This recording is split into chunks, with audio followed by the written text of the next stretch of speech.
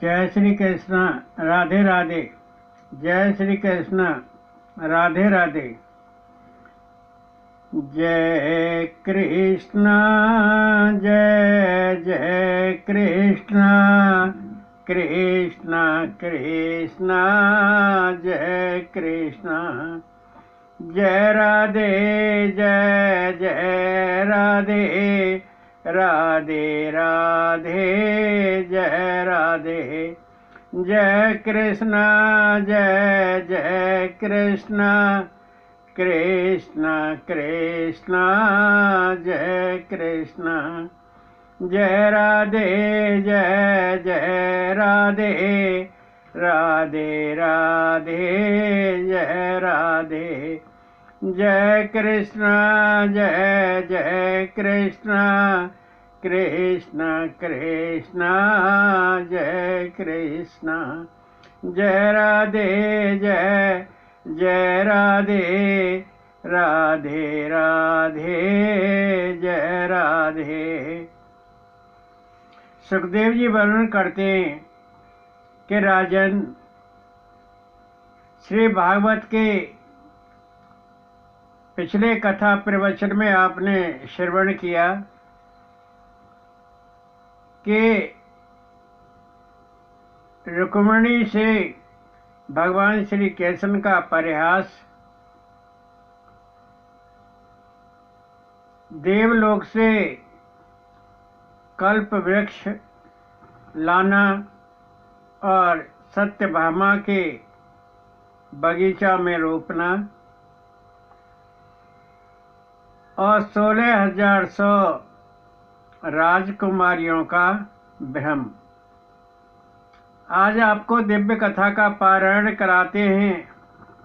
बड़ी सुंदर कथा है, मन लगा के श्रवण कीजिए राजन। सुखदेव जी वर्णन करते हैं कि राजन, भगवान श्री कृष्ण की 8 पटरानियां हैं। रुक्मिणी, जाम्बती, सत्यभामा, कालिंदी, मित्रविंदा, सत्यभद्रा और लक्ष्मणा और 16,100 रानियां हैं। प्रत्येक के 10-10 पुत्र हुए। रुक्मिणी की एक पुत्री चारुमती है, जो कृतवर्मा के पुत्र बलि को ब्याही थी। 16,100 रानियों के भी 10-10 पुत्र हुए। कुल 1,61,080 पुत्र भगवान श्री कृष्ण के हुए। सुखदेव जी वर्णन करते हैं कि राजन, रुक्मी की पुत्री रुकुमवती का विवाह प्रद्युम्न के साथ हुआ। प्रद्युम्न द्वारा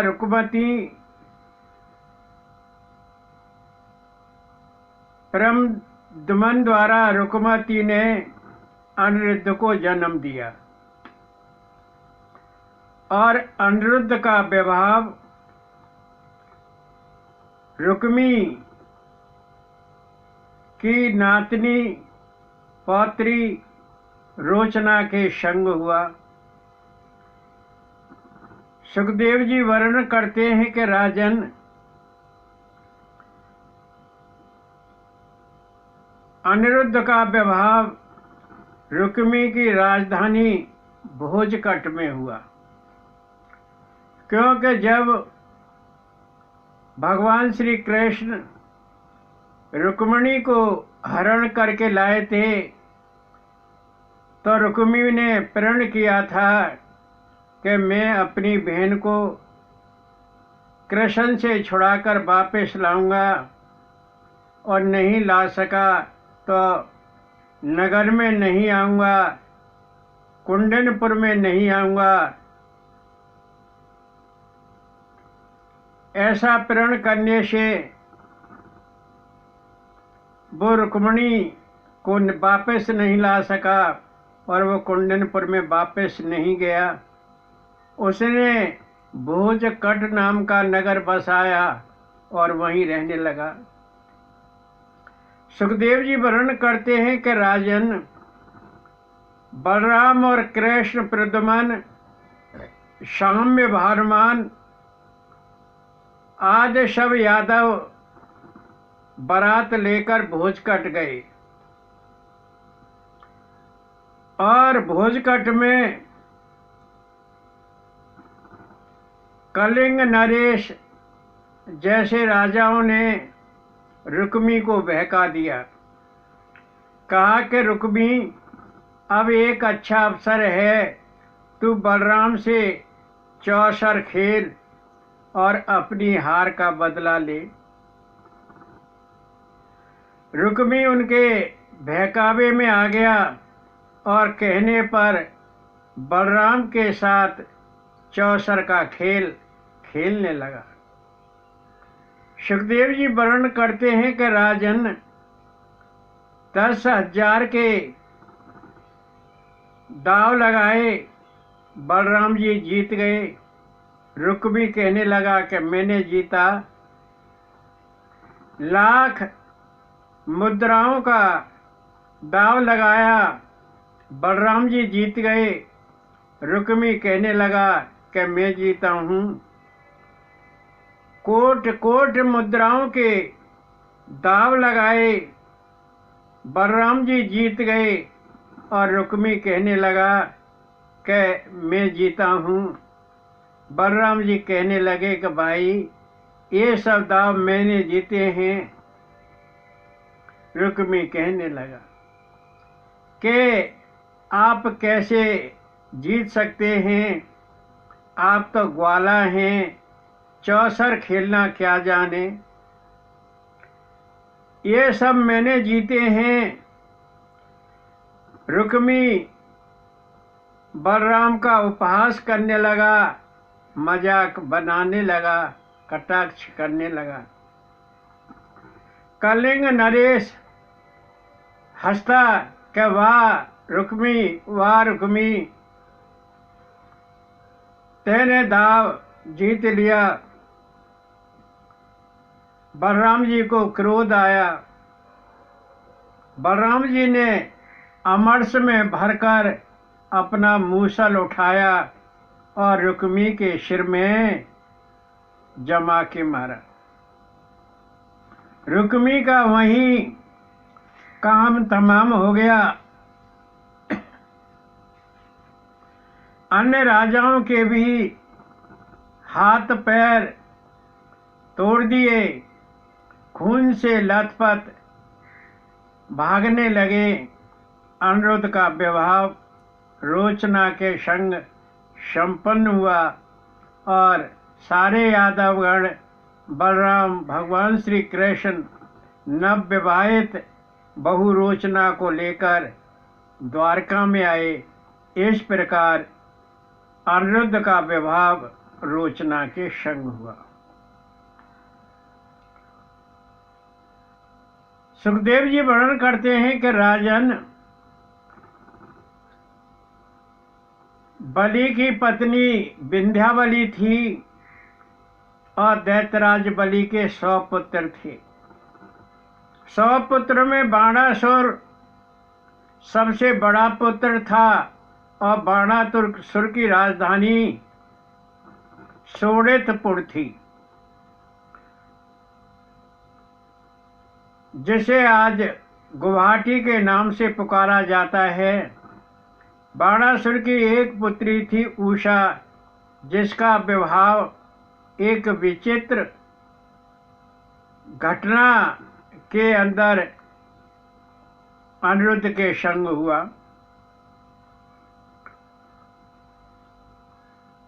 सुखदेव जी वर्णन करते हैं कि राजन,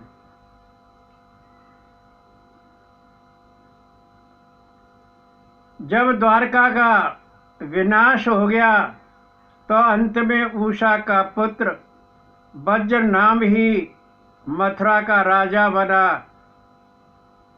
धर्मराज युधिष्ठिर ने वज्र का मथुरा के राज्य पर राज्य अभिषेक किया।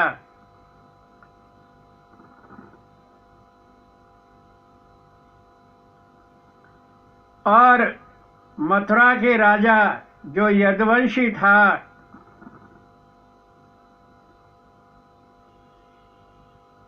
उसने एक चक्रेश्वर महादेव की स्थापना गोवर्धन में की। आज जो हमें से चकलेश्वर महादेव के नाम से पुकारते हैं, यह वज्र नाम के राजा ने बनवाया था।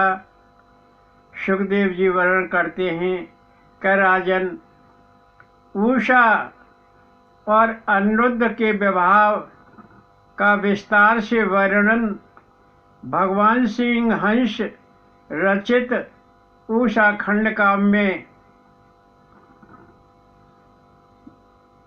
पढ़िए और उसको समझिए कि किस प्रकार उषा का विवाह अनिरुद्ध के संग हुआ। सुखदेव जी वर्णन करते हैं कि राजन, एक बार यदु कुमार खेलने के लिए पिंडारक क्षेत्र में गए और उन्हें प्यास लगी। प्यास की तलाश में, पानी की तलाश में एक कुआं पर पहुँचे। कुआं में एक विशाल गिरगिट पड़ा हुआ था और वो गिरगिट बोला कि मुझे इस कुआं में से निकालो। यदु बालकों ने रस्सी बांधकर गिरगिट को निकालना चाहा, लेकिन गिरगिट नहीं निकल सका। जब वो यदु कुमार हार गए, थक गए, तो वापस चले गए और सारा वृत्तांत भगवान श्री कृष्ण को बताया। भगवान श्री कृष्ण ने कहा कि कोई बात नहीं, मैं चलता हूँ। भगवान श्री वासुदेव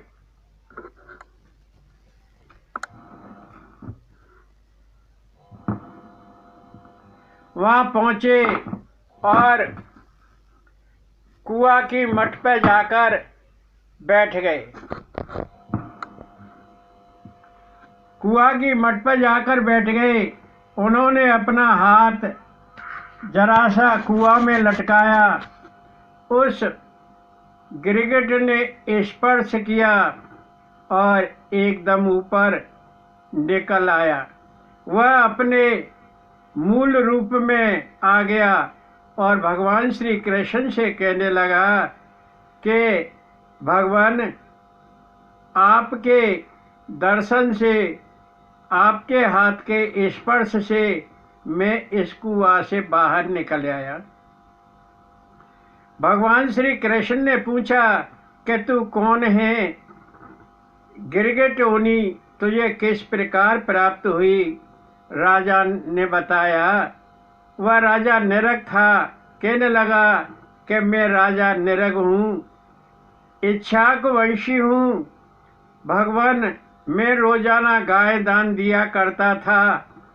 रात का समय था, मेरी गायों में एक गाय जो एक ब्राह्मण की थी मिल गई। रात का समय था। सुबह हुआ, मैंने गायों को दान में दिया तो वह गाय भी मैंने ब्राह्मणों को दान में दे दी। और जिसकी वह गाय थी वो ब्राह्मण आ गया कि ये गाय तो मेरी है।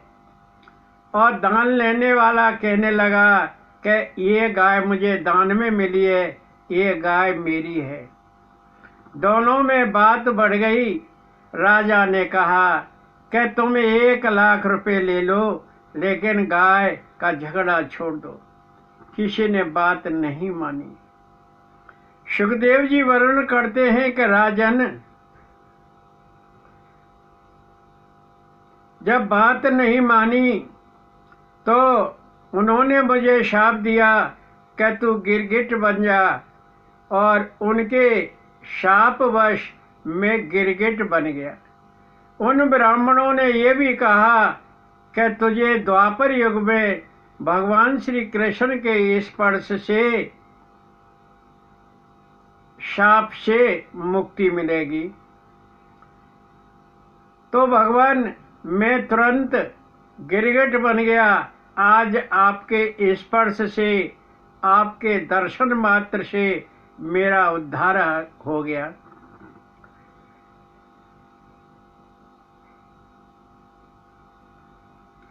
राजा निरग ने भगवान श्री कृष्ण की परिक्रमा की, भगवान श्री कृष्ण के चरण स्पर्श किए और अपने राज्य को चला गया।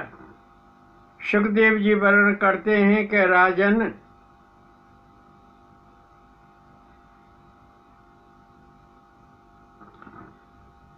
जब राजा निरग को शाप मिला था तो यमराज ने कहा कि तुम दंड भोगना चाहते हो या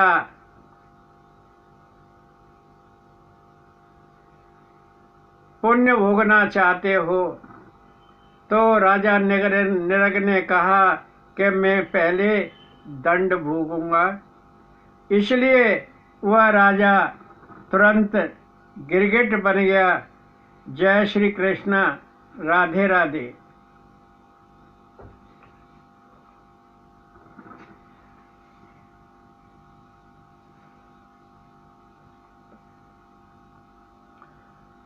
मत खेल गली गलियारे, कन्हैया अपने घर आजा। मत खेल गली गलियारे, कन्हैया अपने घर आजा। घर आजा लल्ला, घर आजा, घर आजा काना, घर आजा। मत खेल गली गलियारे, कन्हैया अपने घर आजा। मत खेल गली गलियारे, कन्हैया अपने घर आजा। लता विशाखा है मत मारी, लता विशाखा है मत मारी। और संग में बरसाने बारी, और संग में बरसाने बारी। तो खूब नचाए छोरी, कन्हैया अपने घर आजा। मत खेल गली गलियारे, कन्हैया अपने घर आजा। घर आजा लल्ला, घर आजा, घर आजा काना, घर आजा। मत खेल गली गलियारे, कन्हैया अपने घर आजा। चंद्रावली ब्रज की चकोरी, चंद्रावली ब्रज की चकोरी। बड़ी बड़ी आंखें तरुण किशोरी, बड़ी बड़ी आंखें तरुण किशोरी। जो बनती है अति भोरी, कन्हैया अपने घर आजा। मत खेल गली गलियारे, कन्हैया अपने घर आजा। अंगिया पेन, अंगिया पेन चटक घंगरिया, अंगिया पेन चटक घंगरिया। सिर पे ओढ़ी श्याम चुंदरिया, सिर पे ओढ़ी श्याम चुनरिया। ये मटके सिर धर कमोरी, कन्हैया अपने घर आजा। मत खेल गली गलियारे, कन्हैया अपने घर आजा। घर आजा कान्हा घर आजा मत खेले गली गलियारे कन्हैया अपने घर आजा। कानन कुंडल हाथ में कंगन कानन कुंडल हाथ में कंगन पाँव में पायल करे छन छन पाँव में पायल करे छन छन ये सब छल करे निगोरी कन्हैया अपने घर आजा मत खेले गली गलियारे कन्हैया अपने घर आजा।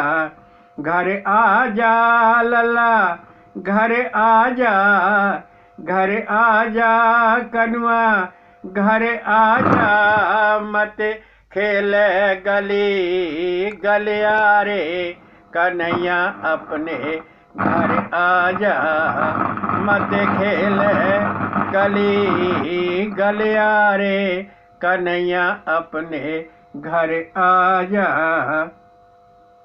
तू बालक ये ब्रज चकोरी तू बालक ये ब्रज ठगोरी इन्हें शर्म ना बने अति भोरी इन्हें शर्म ना बने अति भोरी तो लिंगी पटाए ए छोरी कन्हैया अपने घर आजा मत खेले गली गलियारे कन्हैया अपने घर आजा। घर आजा लला घर आजा मत खेले गली गलियारे कन्हैया अपने घर आजा। जय श्री कृष्ण। राधे राधे।